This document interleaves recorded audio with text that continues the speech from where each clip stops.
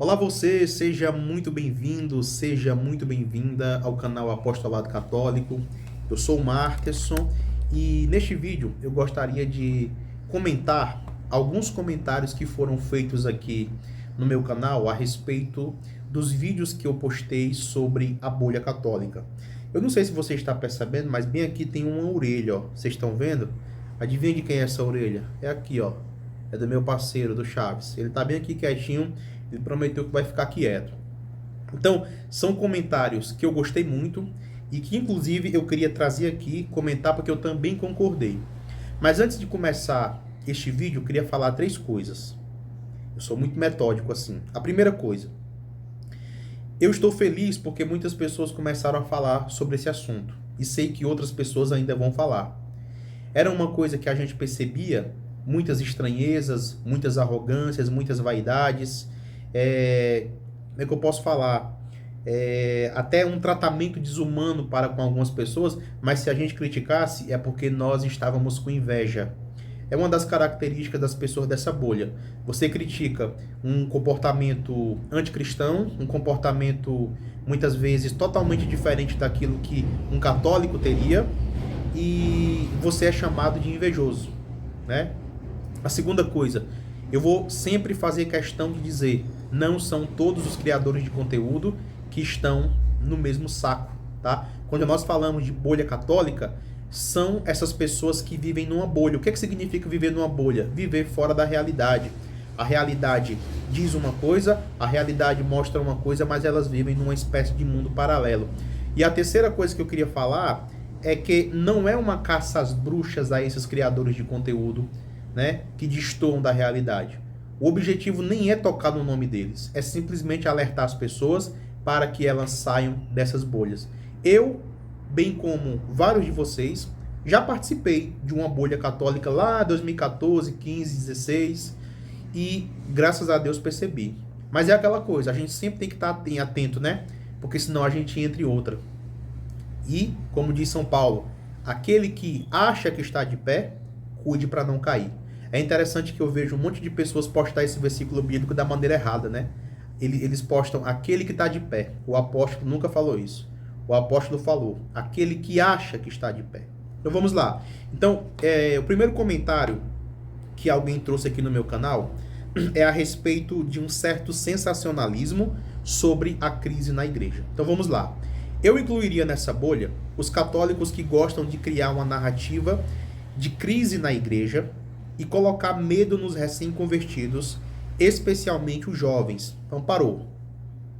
Não tire conclusões precipitadas agora, que o comentário não acabou. Então, ele critica aqui, né, alguns criadores de conteúdos que estão o tempo inteiro falando de crise na igreja. Só crise, crise, crise. Tem perfis que você entra, tem páginas que você entra e simplesmente não tem uma postagem de formação, não tem uma postagem evangelizando, não tem uma postagem ensinando doutrina, falando de história da igreja.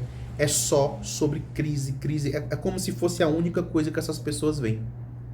Resultado, acaba atrapalhando, querendo ou não, em especial os novos convertidos, em especial ainda os mais jovens. Eu trarei um vídeo aqui sobre os novos convertidos que já entram na igreja sabendo mais que o Papa, inclusive excomungando o bispo. Em breve eu vou abordar esse assunto aqui no canal. Então tem sim uma bolha que parece que não enxerga outra coisa na igreja católica a não ser crise. Agora, o comentário não acabou. Não nego que não existe crise na igreja. Também não nego, tá? Mas o problema está em fazer sensacionalismo e colocar medo nos recém-convertidos e tratar a crise como se isso estivesse acontecendo só agora, exatamente. Como se a igreja nunca passasse por crise ao longo da história. É isso também que eu sempre percebi. A igreja católica passou por crise e continua passando por crise desde o primeiro século. Mas parece que só agora foi que vieram perceber que existe uma crise. Agora deixa eu falar uma coisa para você que comentou aqui, mas que você não colocou. Você sabia que tem muitos criadores de conteúdo que estão lucrando com a crise na igreja? Pois é, infelizmente muitos criadores de conteúdo transformaram isso num comércio. Emitem até nota fiscal. Então, esse sensacionalismo com crise, crise, crise, e eu concordo com você Existe sim uma crise, mas não é motivo para a gente focar só nisso. Não é motivo para a gente viver só falando sobre esse assunto. As pessoas começam a ficar histéricas, muitas pessoas começam a ficar perturbadas, tem pessoas que não querem mais ir à missa, tem pessoas que não buscam mais os sacramentos, porque o guru colocou na cabeça dela que é porque essa igreja aí não tem sacramentos válidos, naquela sua paróquia a Santa Missa não vale, a transubstanciação não acontece. É uma verdadeira bizarrice. E sim, isso atrapalha as pessoas que estão chegando agora na Igreja Católica. Eu acho que se eu tivesse me convertendo hoje ao catolicismo, e eu não sei o que seria de mim, eu nem sei o que está acontecendo com a cabeça dos novos convertidos, que infelizmente muitos deles já entram na igreja e já entram também dentro de uma bolha. Então vamos lá, continuando aqui o comentário.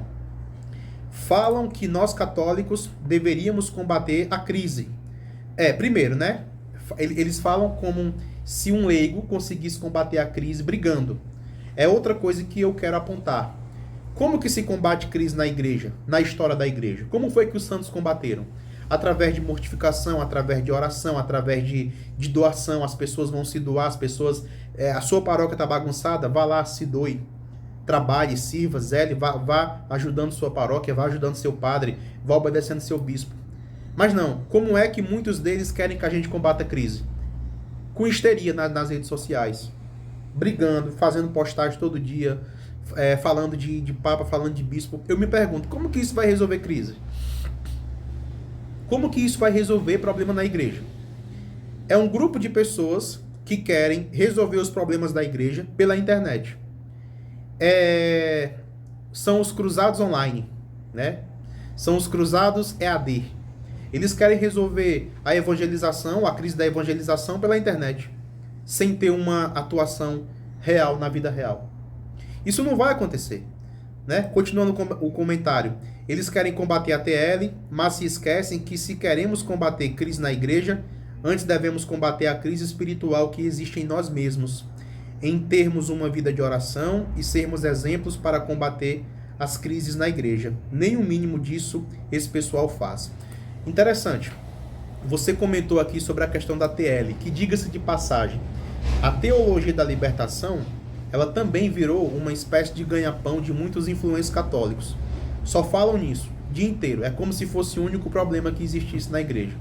As paróquias estão precisando de catequistas, as paróquias estão precisando de pessoas para servir na música, as paróquias estão precisando de pessoas para ajudar nas pastorais.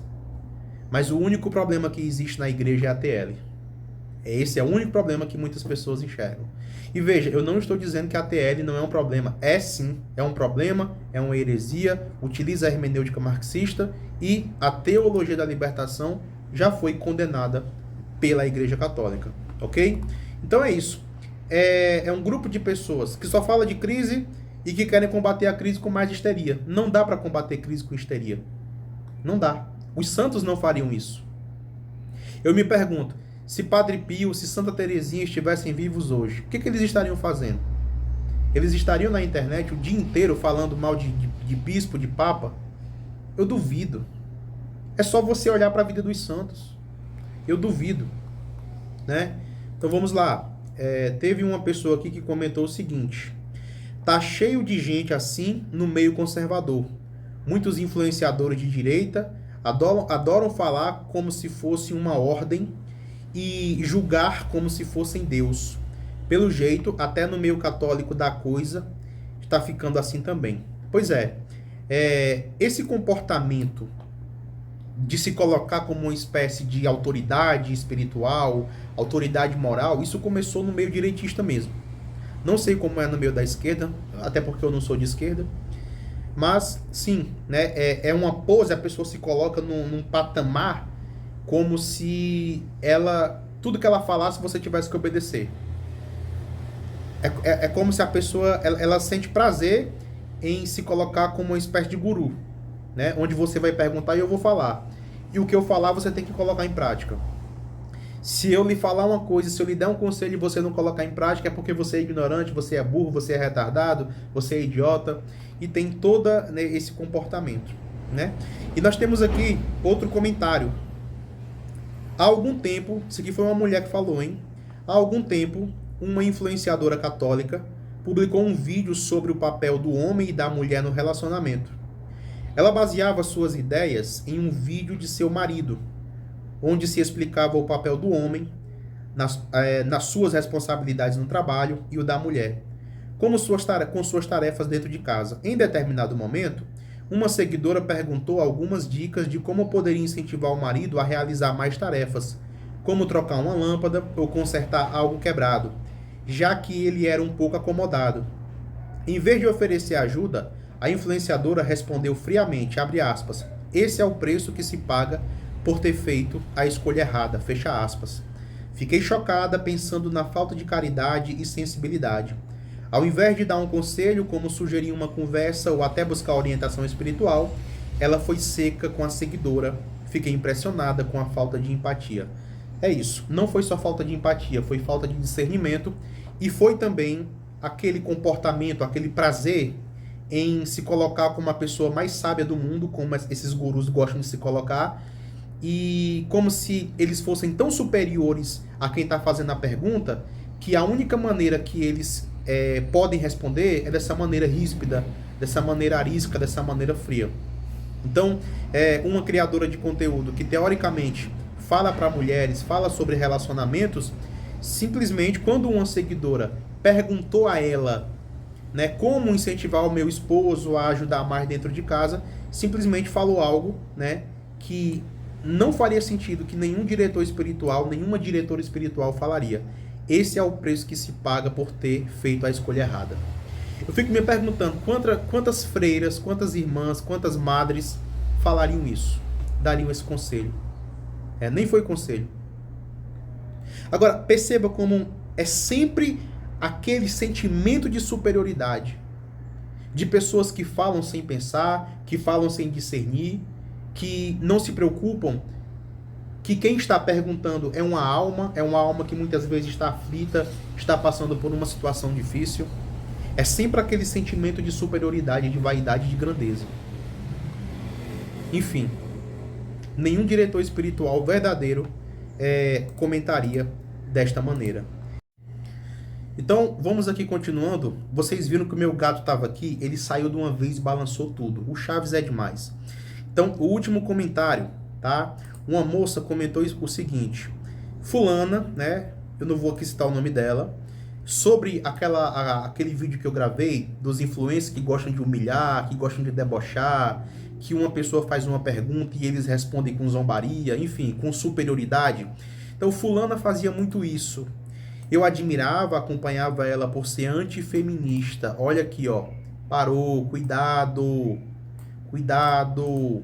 Eu admirava ela por ser antifeminista. Cuidado, mulheres. Cuidado, homens. Ali, em meados de 2016, 17, 18, 19, eu percebi que muitas pessoas perceberam um certo vazio de conteúdo e uma certa demanda de mercado no meio cristão, onde os cristãos queriam ouvir determinadas coisas. E muitas pessoas se aproveitaram disso e começaram a postar conteúdo, começaram a gravar conteúdo, começaram a dizer que eram cristãos, começaram a dizer que eram católicos. Católicos e católicas, cuidado! Tem muita mulher, tem muito homem produzindo conteúdo para católico, para católica, para homem, para mulher, mas é só porque percebeu que ali tinha uma demanda de mercado. Tá? Na primeira oportunidade tá difamando o Papa. Na primeira oportunidade tá destoando da fé da igreja. Então cuidado. Fiquem atentos nisso. Eu tenho certeza que muitos de vocês já perceberam. Tem alguns criadores de conteúdo que parece que só estão ali por causa do dinheiro, tá bom? Então, vamos lá. Fulana fazia muito isso. Eu admirava, acompanhava ela por ser antifeminista, achava ela inteligente. Quando soube que ela era católica, fiquei feliz, mas depois de acompanhar ela por um tempo, né, percebi o quanto ela tinha atitudes desagradáveis, respostas grosseiras, sem necessidade alguma. Né? É sempre aquela coisa. Esse negócio das respostas grosseiras não tem outra explicação. É sentimento de superioridade, tá certo? Então, além disso, qual a necessidade de humilhar alguém por ser gordinha? ri disso, infelizmente, né? As pessoas são obesas por questão de doença e não porque querem. Como você mesmo disse, né? No caso Cristo jamais fez isso. Assim são muitos outros recém-convertidos que se sentem maiores que todos. É isso. É isso. São influenciadores que muitas vezes mal chegaram na Igreja Católica e já sabem mais do que o Papa. E já se colocam como professores disso, professores daquilo. Agora eu vou repetir o que eu acabei de falar. Ali em meados de 2016, 17, 18, 19, eu percebi que muita gente, muitos influenciadores, muitos criadores de conteúdo, perceberam um vazio de conteúdo para cristãos, seja católico ou protestante. E perceberam que aquilo dava dinheiro e começaram a criar conteúdo. Então cuidado, porque ainda hoje tem muita gente assim, tá bom? Então é isso, fique com Deus, fique com Nossa Senhora. E os meus objetivos aqui neste vídeo é tão somente ir alertando vocês. Vocês não precisam disso. Vocês não precisam viver em bolhas. Amém? Até mais.